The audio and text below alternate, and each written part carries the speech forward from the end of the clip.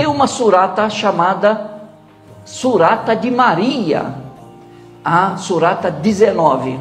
E ali conta-se toda a trajetória, toda a história de Maria, que a paz de Deus esteja com ela, e com seu filho também, Jesus, que a paz de Deus esteja com ele. Mas também conta a história de outros profetas, como João Batista, como Zacarias, que a paz de Deus esteja com todos eles. E vou começar a contar um pouquinho que vocês vão encontrar nessa surata 19. Imran, casado com a sua esposa, ela fica grávida. E aqui eles ficam muito felizes pela gravidez.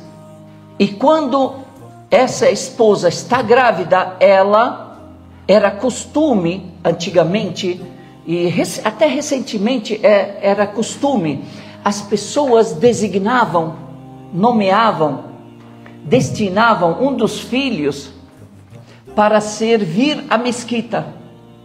De tão sagrado que era o status da mesquita, principalmente a mesquita Al-Aqsa, a mesquita de Jerusalém, e a mesquita de Meca, a mesquita de Medina, e era tão nobre essa tarefa, que eles faziam o quê?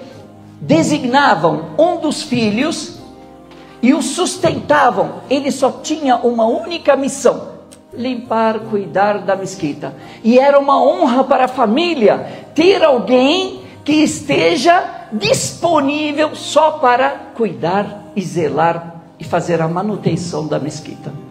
De tão sagrada que é a mesquita para nós. Essa mãe está grávida e ela fica tão feliz. E era costume designar, só que qual que era o costume? Sempre meninos. Meninos, quando nasciam, designavam. Então a pessoa tinha 4, 5 filhos, ela prometia, como se fosse assim, prometia e falava: olha, você não vai precisar trabalhar, você não vai precisar, nós vamos te sustentar, mas a sua tarefa desde pequeno é cuidar da mesquita. Essa mãe, ao ficar tão feliz com a gravidez, ela prometeu a Deus que aquilo que estava no seu ventre iria, quando nascesse, iria cuidar da mesquita, iria zelar pelo templo. Ela só esqueceu de um detalhe, porque a empolgação era tão grande, ela só esqueceu de um detalhe: saber se era menino ou menina. E quando ela dá à luz, não tinha ultrassom naquela época, ela dá à luz a uma menina. E aqui a esposa de Imran dá o nome de Maria, de Mariam, para essa menina. E ela fala: ó Senhor, eu prometi o que estava dentro do meu ventre para cuidar da casa, da mesquita, do templo. Mas é uma menina, mas já está prometido. E agora, o que eu faço? Então Allah subhanahu wa ta'ala aceita dela e ela vai cumprir a sua palavra. E aí coloca ela na guarda de Zacarias, um outro profeta casado com a tia de Maria. Zacarias, um outro profeta casado com a tia de Maria, vai cuidar dessa criança junto com a esposa, junto com a tia dessa criança. Colocam no templo um lugar para ela e eles cuidam dela dia e noite, e ela ficava adorando a Deus, e quando as pessoas saíam, ela limpava o templo. E dos milagres, já desde pequena, ela tinha sinais. Ele levava comida para ela e encontrava lá frutas que não eram da época, que eram de outros lugares. E aqui ele via que isso era uma generosidade de Deus. E aqui ela cresce, e na sua juventude Allah subhanahu wa ta'ala, Deus envia um anjo, o anjo Gabriel, que para nós muçulmanos é o Espírito Santo. O Espírito Santo. E o Espírito Santo para nós é uma criatura de Deus e não o próprio Deus. Porque nós muçulmanos não acreditamos na Trindade. Nós acreditamos que Deus é o Criador e tudo que é além de Deus é criatura dele. Inclusive o anjo Gabriel, que é o Espírito Santo. E Jesus também é uma criatura de Deus para nós. E esse anjo vem para Maria e diz para ela que Allah subhanahu wa ta'ala o incumbiu de trazer boas novas para ela e que ela ficaria grávida e teria um filho do verbo de Deus e que seria um mensageiro, um grande mensageiro para o povo de Israel. E aqui ela se retrai, ela fica surpresa e ela estranha, como assim? Quando ela viu esse homem, ela falou: me proteja, me ampara em Deus do teu mal. Ele fala: eu sou mensageiro de Deus para te informar, para te abençoar com um filho puro. Como que eu vou ter um filho sem que eu nunca fui uma moça largada, uma moça da vida ou dessas práticas, e nenhum homem me tocou? Assim Deus, teu Senhor, disse. Então nós decidimos, Allah subhanahu wa ta'ala, Deus decidiu que ele será uma evidência, será um sinal para as pessoas, e ele terá várias qualidades. Então, e aqui Allah, Deus, sopra no ventre virgem de Maria e o verbo dele. Por isso que Jesus é chamado de verbo de Deus, Kalimullah ou Kalimatullah. Allah subhanahu wa ta'ala chamou Isa alayhi salam como o verbo de Deus, e foi colocado no ventre virgem de Maria. E aqui ela, às vezes as pessoas perguntam: quanto tempo ela engravidou? Como qualquer mulher, por 9 meses ela engravidou. E aqui Allah subhanahu wa ta'ala foi, por ela usar roupa larga, não era percebido a sua gravidez. E quando chegou a época de dar à luz, Deus ordenou que ela fosse para um lugar distante, onde havia uma tamareira. E aqui vários ensinamentos. Aqui Jesus nasce e ela tem as contrações do parto, e aqui ela fica temerosa. Aqui vem o temor das pessoas justas, das pessoas puras. E agora eu tenho um filho, e como é que... Tudo bem, eu sei, veio um homem, veio um anjo na figura de um homem, veio o verbo de Deus, maravilha, ela sabe. Agora como é que ela vai explicar para as pessoas isso? Agora ela vai como uma criança, e ela pede a Deus, e ela fica muito triste, e deseja ter morrido antes de ter acontecido isso com ela. Por quê? Porque as pessoas puras, as pessoas nobres, elas se preocupam com a sua reputação, se preocupam com a sua idoneidade, se preocupam com a sua fama. Então Maria era uma pessoa honrada, tanto que o profeta Muhammad, que a paz de Deus esteja com ele, diz que Maria é a mulher mais pura que existiu sobre a face da terra. E aqui a reputação de Maria, e aqui ela fica: e agora? O que eu faço? O que eu faço com essa criança? E aqui Deus diz para ela, envia o anjo novamente para ela e diz para ela: Maria, fique tranquila, até agora você confiou em Deus, Deus vai te aliviar. E aqui um outro ensinamento. E aqui no momento mais tenso da vida de Maria, que a paz de Deus esteja com ela, Deus enviou o anjo para ela, dizendo para ela: eu vou Diga, quando você for para o seu povo, voltar para o seu povo carregando essa criança, fique tranquila. Diga, acene para essa criança, aponte para ela e não fale nada. Não fale, não precisa falar nada. Mostre para eles que você está fazendo o jejum das palavras. E aponte para a criança, para que as pessoas que vierem falar com você, te acusar, questionar, pedir informação, você aponte para essa criança, para esse bebê, para que eles conversem com ele. E assim ela fez. Olha o tamanho do problema. E ela vai até o seu povo com essa criança. E nesse momento, eles veem Maria carregando um bebê. E aí imediatamente as pessoas já vêm com pedras para cima dela, falando para ela: Anna laki hada, de onde você trouxe essa criança? Ya ukhta Haruna, ma kana abuki imra'a saw'in wa ma kanat ummuki baghiya. Oh, Maria, irmã de Arão,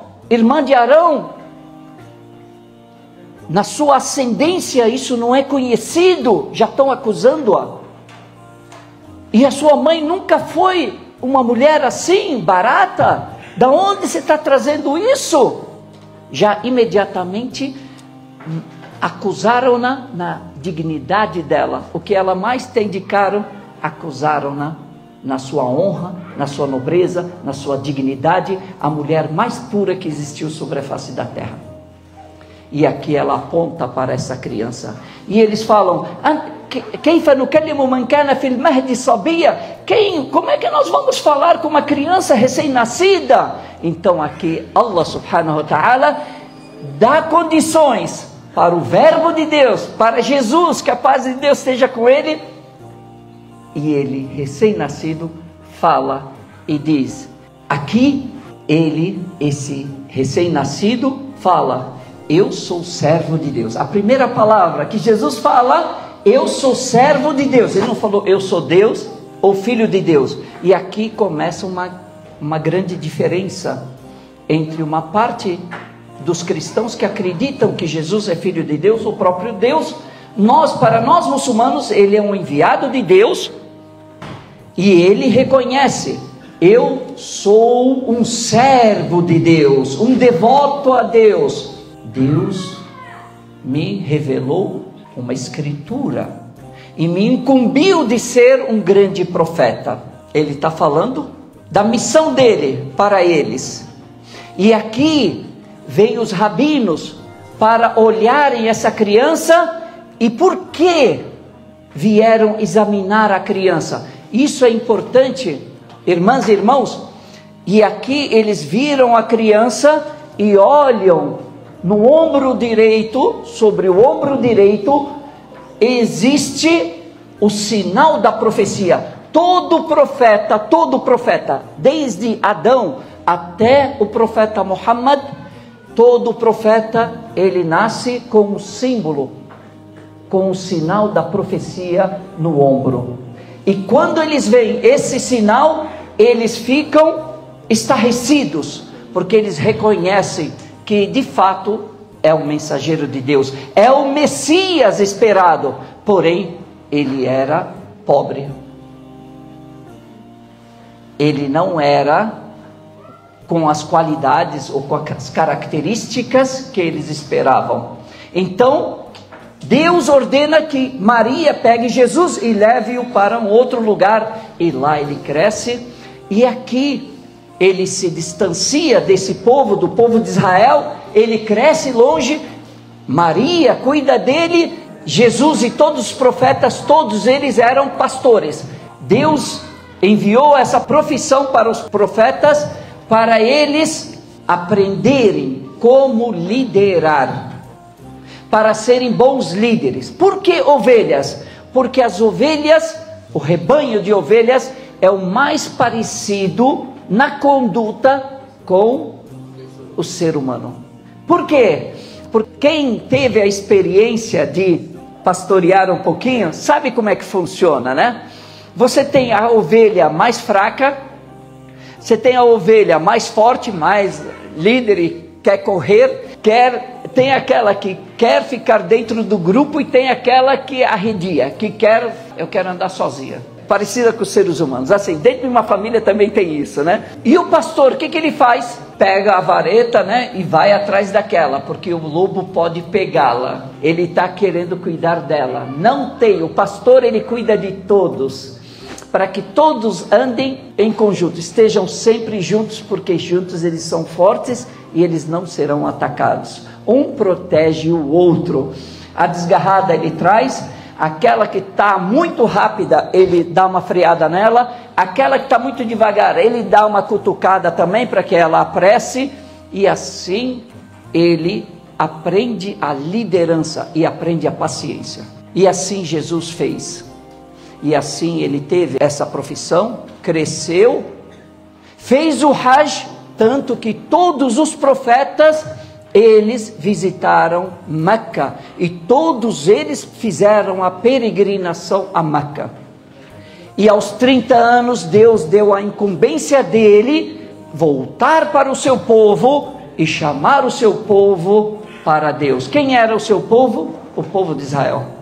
Tanto que Jesus, que a paz de Deus esteja com ele, foi enviado exclusivamente para o seu povo, o povo de Israel, para chamá-los de volta, para chamá-los, para renovar a mensagem de Deus para eles, para que eles voltassem a adorar Deus único e não se envolverem como estavam naquela época, desviados, muito materialistas, muito poder, submissão de uns aos outros e adoração a Deus único. E aqui ele fica 3 anos chamando as pessoas, e aí ele começa, e aqui é o que aconteceu, meus irmãos. Jesus, Muhammad, que a paz de Deus esteja com ele, todos os profetas, Moisés, a mensagem deles não era simplesmente adorar a Deus único, era mais do que isso, era quebrar o sistema hegemônico naquela época, porque havia uma casta que subjugava as demais pessoas, imputava neles a injustiça, era um sistema tirano de injustiça. Então o envio de Jesus não é simplesmente adorar a Deus único. Adorar a Deus único significa não se submeter a mais nenhum tirano, nenhum líder, mas somente a Deus único. Deus único é que merece ser idolatrado, e não o dinheiro, nem as pessoas, nem os líderes, somente Deus. E aqui ele passou a ser perseguido durante 3 anos. Ele foi perseguido, e aos 33 anos, durante esses 3 anos, ressuscitou 4 mortos. Prestem atenção, 4 mortos, isso está no Islã. Ressuscitou 4 mortos, curou o leproso, curou o cego, curou os doentes, mas sempre ele disse com a anuência de Deus, com o poder de Deus.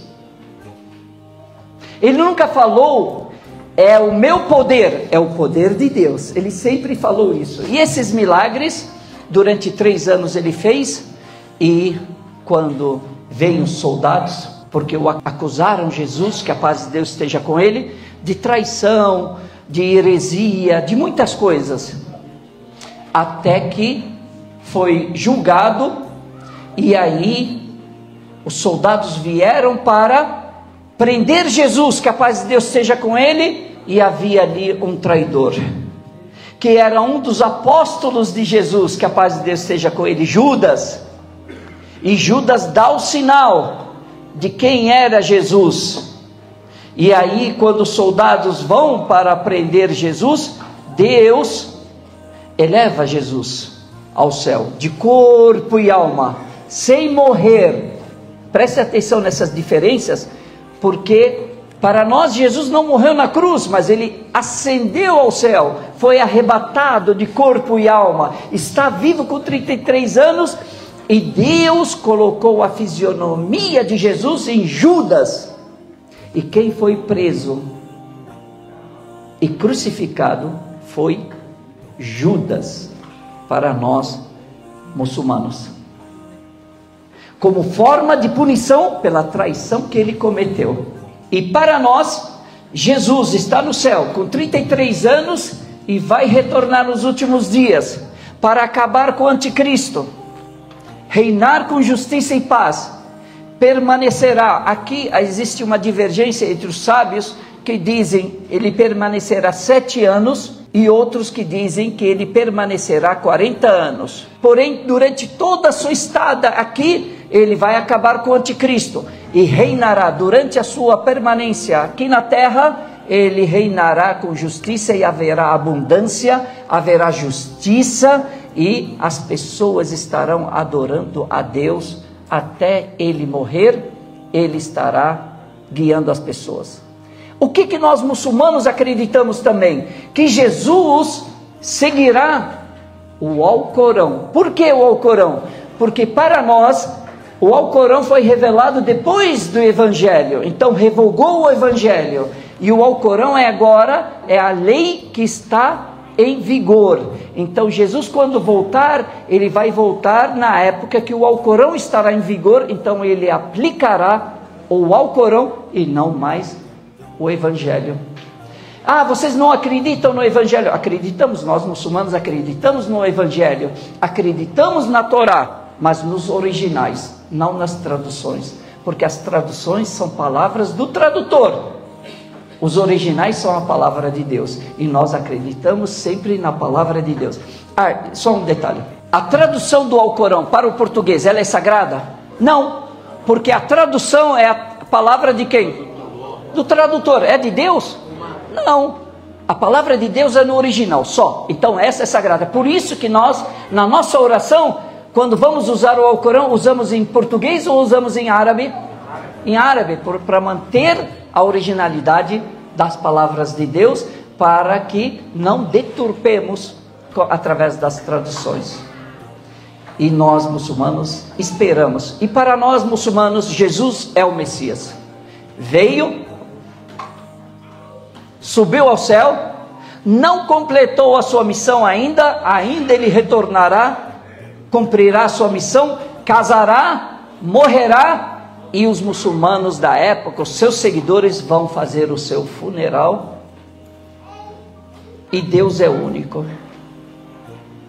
Jesus é o mensageiro de Deus, e Jesus é um dos maiores profetas que Deus enviou. Dos 5 maiores profetas, nós temos 124 mil profetas. 5 deles são os mais importantes, importantes pela sua missão, importantes pela sua mensagem: Noé, Abraão, Moisés, Jesus e Muhammad. Nós não adoramos Muhammad, não adoramos Jesus, não adoramos Moisés, não adoramos ninguém a não ser o Criador de todos, de tudo e de todos, Deus. Barakallahu fikum, jazakumullahu khairan. Eu acho que excedi um pouquinho.